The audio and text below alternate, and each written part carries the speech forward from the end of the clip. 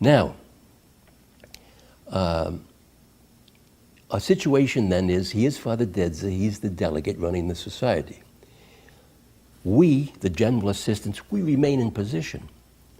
We're still his advisors, just as we had been the advisors to the general. And as we're going on, I would put it at about November of 1981, we say, you know, we're on dead center here. We're not going anywhere to solve our problem. The Pope still has his ideas on things, and nothing is happening. What can we do? Or as Arrupe would say, how to do?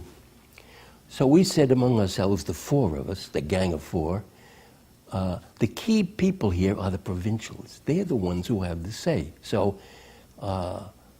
we think the best thing to do would be for you, Father Dedza, to summon the provincials to Rome, and you, Father Dedza, with Pitao, you explain to the provincials what the Pope is concerned about and what he wants. Dedza agreed to that. So a meeting was called for February 23 of 1982. We're in 1982 now. And that meeting would go from February 23 to March 3. And that's one of the most important meetings that we had, and it's a good date, that's a good period to remember. So we come to that meeting now, we're in Rome, all the provincials are there, and we start the meetings. And we, the general assistants, we presided at the meetings, but Father Dedza mostly, somewhat Father Pitao, but mostly Father Dedza would explain to the provincials what the Pope wanted. And he went through four big topics, like thinking what the church meant, and dire cum ecclesia, think like very basic things. And the provincials were free to ask questions, and they did. And they asked good questions. So those meetings went very well, and that's important to remember. Then on February 27th, we all meet with the Pope. We go over to the Vatican. We have Father Arrupe with us. He's in a wheelchair, and there's a very warm meeting with the Pope. And then the Pope addressed us.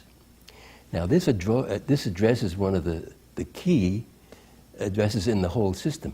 And as I've said before, I'm surprised many Jesuits not only never read the address, never heard of it.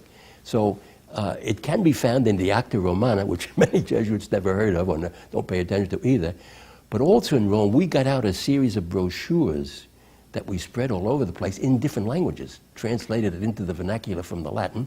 And these documents contained what the Pope had said and documents that had come from the society. They were very valuable. But that's where this address was. So on February 27th, the Pope gave this address, and it was a stunner, because in it, the Pope is positively gracious and thankful for it. He praises us to the skies. It took us all by surprise. He said he praised individuals. He praised, of course, Father Dedza and Father Pitao, then the general assistants, these assistants ad providentiam, the providential assistants, all the counselors, and the way the society was going. And finally, the last section of the letter was in English. And it's there that the Pope finally said, John Paul II announced, he said, and as things continue to go as they've been going, I see no reason why you cannot convoke a general congregation before this calendar year is out. So that on December the 8th of 1982, Father Dedza was able to say, I'm convoking a general congregation for September of next year, of 1983. So that was it. That was the thing all the provincials have been waiting to hear, and we've been waiting to hear. That gave us the green light to have our general congregation, which was what we had been pleading with the Pope to let us have. Well, we say, well, my goodness, what happened there? If you go back to this letter that we had on October 6th, naming Father Dedza and Father Pitao and criticizing the society, because the Pope was concerned he was accepting a vision of the society that was shared by some but not by all. In this vision of the society was seen as departing from the authentic Ignatian tradition, that this faith justice thrust was not Ignatian. and that this was taking us away from our traditional apostolates, the works we did. The other view of the society saw the faith justice thing as a statement today in the 20th or 20th century then of what the formula of the Institute had said back in 1540. It was simply stating that formula, which is our foundational document of the society, stating it in terms today. So you had these two very contrasting views.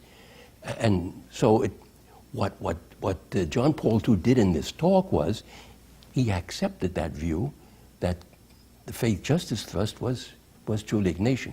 Well, this was so you say, well, what happened? What happened to him between the October 5 letter and here we are on February 27? Well, he talked to Father Dedza, John Paul II, and Father Dedza told me. He said the Pope had been very frank with him. That the Pope had been impressed by three things, and this is why the Pope changed.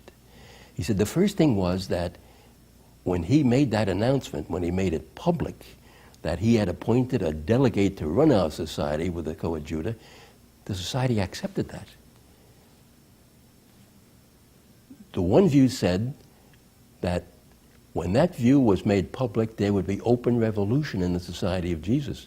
Provincials would leave, and Jesuits would run to the press. That did not happen. Well, that struck the Pope.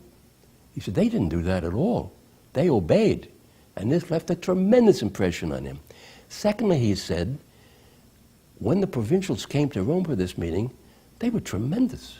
They weren't griping or groaning. This was very constructive. So the way those provincials acted, that impressed me very much, said John Paul II. And then the third thing the Pope said was, I got these letters, there were a number of them, and from Jesuits, and he said they all followed pretty much the same order. There wasn't collusion or anything, but he said they said these letters, and one of them especially got to me because it was signed by 17 German Jesuits, and one of those Jesuits was Karl Rahner. And in the letter, these Jesuits said something like this, that you, John Paul II, you're our superior, we accept your document, your letter, whatever you said, we accept it. Ooh. But then they said, but because you're a superior, we Jesuits, we always feel perfectly free to talk to our superior, so we're talking to you. And what we're telling you is, Holy Father, we accept it, and it's painful, but we accept it, but we're telling you we cannot find the finger of God here, the famous Digitus Dei. Well, that really upset John Paul II tremendously. So those were the things that impressed him, the way the society accepted this, as Arrupe had predicted. The one view said, Jesuits, they won't accept this, there'll be a revolution. Arrupe said, no, the Jesuits will, and Arrupe was right.